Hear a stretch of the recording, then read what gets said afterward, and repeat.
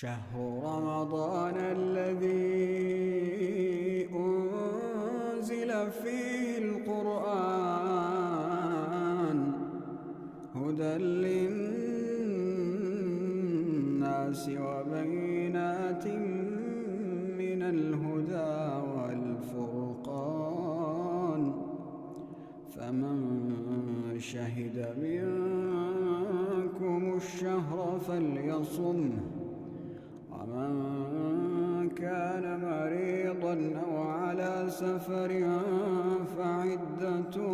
من أيام أخر يريد الله بكم اليسر ولا يريد بكم العسر ولتكملوا العدة ولتكبروا الله على ما هداكم ولعلكم تشكرون